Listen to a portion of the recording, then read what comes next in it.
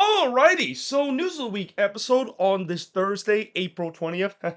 April 20th, 420. I'm pretty sure there's gonna be a lot of people that's gonna be making that joke. But yeah, while I'm battling some allergies, I'm going to talk about some of the news that's happened in this past week. And let's be honest, there wasn't really a lot of news that happened in the MLS world. And I was debating whether or not should I even do a video like this because of lack of news. But one thing that I want to quickly mention before I begin to talk about the first topic is the USA versus Mexico game. I did not watch that game, and I think a lot of people probably didn't watch the game either because we knew it was kind of completely pointless. Like the whole reason of that game that was happening was because of making money and making revenue. I mean, I know that there's going to be a lot of fans who are not going to be happy with the way that just a random USA versus Mexico game that is used to generate revenue, but that's kind of what the purpose of it, and especially with the way that it was very well attended. I believe they got something like 60,000 while that game was taking place in Glendale and at State Farm Stadium. I think in the future they're going to keep having it, and that's just one way to generate revenue. Though again, as a US fan, I would definitely not fall into that trap of attending that game to contribute to that revenue. And especially, again, just when you look at this game, it really kind of reminds me of the January camp where you're going to get a lot of these kind of MLS players that plays for the national team, but they're kind of just fringe players, and they're just not really guys that you would expect to be even part of this U.S. men's national team when they're in bigger tournament. Yeah, I mean it's just there for these players to either cap tie themselves or at least get some appearance for their national team that they've been dreaming to do ever since they began their career. But that being said, moving on into some of the news that's happened, we did have a couple of signings. First of all, the Houston Dynamo have claimed Chase Gaspard off of free agency, so that didn't take long for Chase Gaspard to get another shot in MLS, and I had a feeling that was going to be the case. I know Chase Gaspard, as I mentioned in the last news of the week episode, it's been a huge fall from grace ever since his incredible rookie year with Minnesota United. But I had a feeling he was going to get another shot, and we'll see now that he's joining the Dynamo whether or not if can he revitalize his career. I mean, he's probably going to be used more of a fringe player or so forth, but hey, it's always good to see that he is still in the league and that when he was part of the Loons team when he was drafted by the Loons, he was definitely a fan favorite when he was there.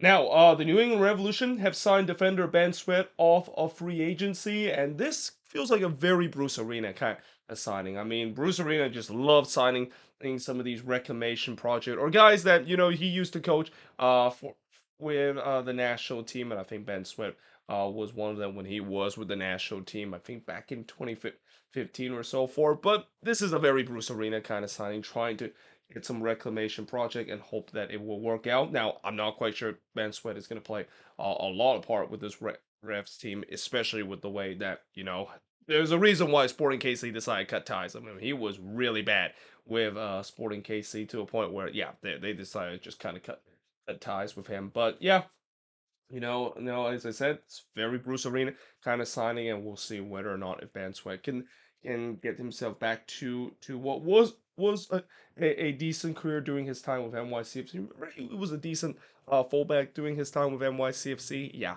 that has that has definitely not worked out ever since he left the team. Now, the Colorado Rapids, they have waived Yaya Torre off of their team. Now, this is a very strange situation because I have heard rumors suggesting that the reason why the Rapids decided to cut ties with him is personal reason because you don't waive a player that is currently still on a rehab for a torn ACL. That just feels pure evil if you're going to do it. So yeah, there has to be more than that, and that again, it's very unfortunate to see. Yeah, Torre, a guy that again, I thought he had some potential to be a decent player.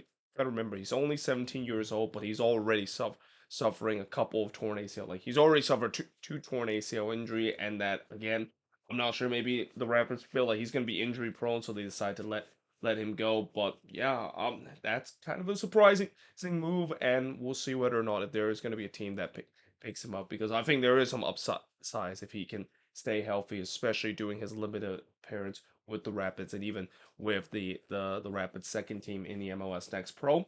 Now, Sporting KC, well, we talk about how this has been a disastrous season. Well, it's just got a little bit worse with the fact that it is reported that their attacker William Agata will be out for a bit with a stretch fracture tibia. And there's a report that they're just so desperate right now in terms of the injury bug that they decided to even bring back Dom Dwyer in their team. There's even a report that he's currently on trial with the team. Now, obviously, I think that is maybe just a bandage patch in the problem that Sporting KC might have because again, Dom Dwyer, he is nothing like the Dom Dwyer that he was with Sporting KC doing his first game, but we have seen that he can be effective, especially doing his time with Atlanta United as kind of a placeholder. But the other thing is that I guess the reason why Sporting KC really need another number 9 is that even though Alan Polito is back with this team, we know how injury prone Alan Polito has been for Sporting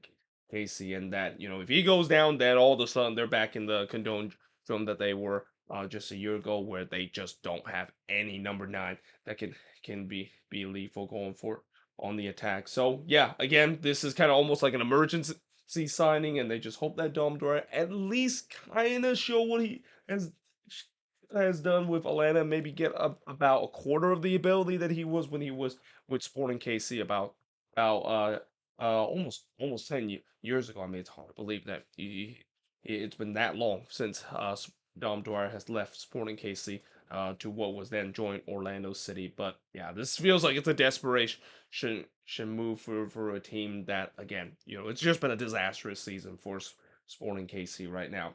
Now, what is not a disastrous season is St. Louis City. Now, this is not a new news. We knew that this was going to be a case, but now it seems like St. Louis is really in the big boys table because they, along with Inter Milan, Real Madrid, is reported to sign Liverpool attacker Roberto Firmino, and the reason why St. Louis City is linked with Firmino is that I believe their sporting director used to be with Hoffenheim, and that was the club that Firmino basically played before he made his big money move to Liverpool. But yeah, I mean, anytime when you're linked with a player that alongside with Inter Milan and Real Madrid, you're in serious business. And yeah, we'll see whether or not if St. Louis is going to get Roberto Firmino, and if they are going to get him, man, this attack just got even more lethal. I mean, we already knew that this attack is very lethal, but getting a guys like Firmino, who I know he's not as good as doing his peak of his power a couple of years ago with Liverpool, but that is still a very decent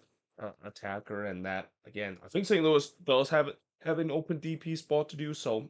This might be used to get a very recognizable name in the world of soccer, especially on the attacking front. Now, there is a source said that Napoli is pursuing Atlanta United attacker Thiago Almada, and this is kind of interesting because remember a couple of years ago when Ezekiel Barco was with this team and there was rumor that he was going to be going to Napoli. Well, it seems like it's now Thiago Almada's turn to do so. Now, hopefully in Thiago Almada's case, he's not going to end up in the same path of his countryman Ezekiel Barco, where ever since he's been linked with a couple club, he had some disciplinary issue, and in some ways he didn't really kind of fulfill the potential that Atlanta United was hoping when they tried to develop him. And with Thiago Almada, he has done this season, I mean, it's not a big surprise. There's a lot of European team that is linking with him, and that if the price is right, I think Atlanta will move on from Thiago Almada. As much as it sucks for Atlanta United fans, that's kind of the model that they follow. This has been the model that they've been following ever since day one in MLS, developing young South American talent, especially young Argentine talent, and eventually sell them off to Europe for a huge amount of money.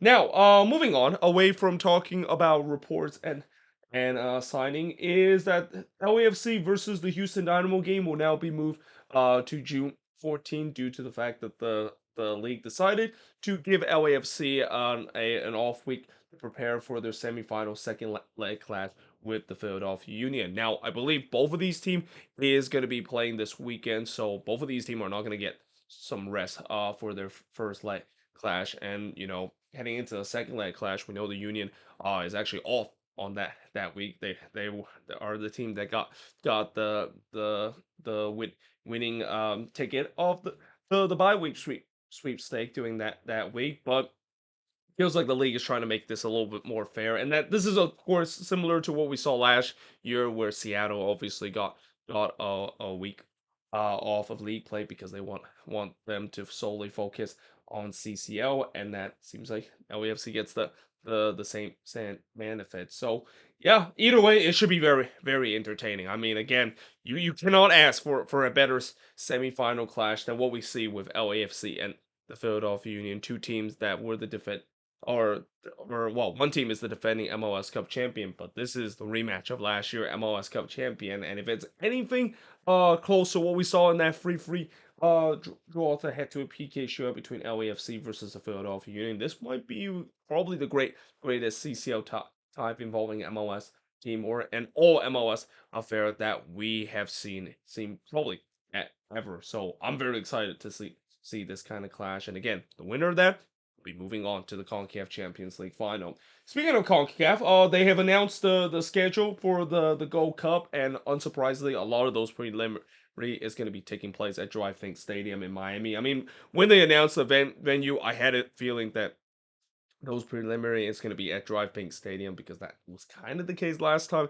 when they did the Gold Cup 2, and especially of those Nations League games involving Caribbean team. But yeah, it looks like the US, they are going to be playing in Charlotte, St. Louis, and also Chicago. I'm going to try to go one of those, which again, I know I've said before that this Gold Cup is going to be a bit of an afterthought, but I'm just hoping that at least the tickets is going to be a little bit cheap. Though again, if I'm planning to go to, like, St. Louis is probably the one that I'm aiming for, because I can kill two birds in one stone in the way that I want to go to a US game. It's been a long time since I've been to a US men's national team game, but also I really want to visit City Park. That stadium looks absolutely marvelous, and that would be a good way for me to do so.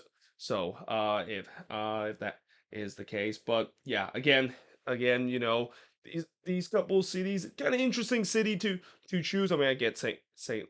Louis and the Charlotte area, but Chicago is definitely an interesting area. At least they're not playing Mexico this time. By the way, speaking of Mexico, if the US are going to be playing against Mexico in the Gold Cup final, yeah, it's pretty much going to be a home game for Mexico, because knowing this year the final is going to be at SoFi Stadium, which that area in the LA area, that's literally the second home of Mexico. Anytime when the US play Mexico, and I've seen this happen a couple of times when they play at the Rose Bowl, it is going to be completely dominant by Mexican fans. And we even saw it last night too in the US versus Mexico game, which again, when you put that game at Glendale, when you put that in the Phoenix area, where it's another area that's dominated by Mexican fans, yeah, it's not a big surprise the U.S.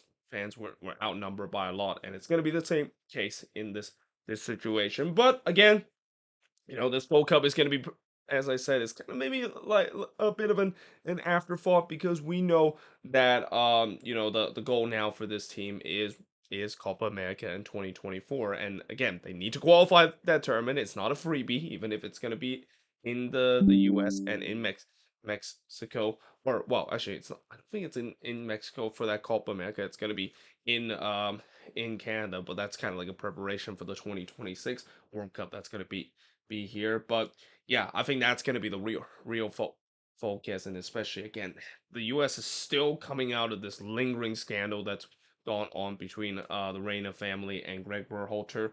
Yeah, it's gonna make this Gold Cup kind of like an afterthought for them. Than that, it's a tournament for them to once again win, but it's definitely not one that you could say that they need to win, or else it's gonna consider an absolute failure, because I really think the big prize for them is going to be in Nations League play when they qualify for Copa America and have a chance to play against some of those best team in the in South America to prepare themselves for the 2026 World Cup on home soil.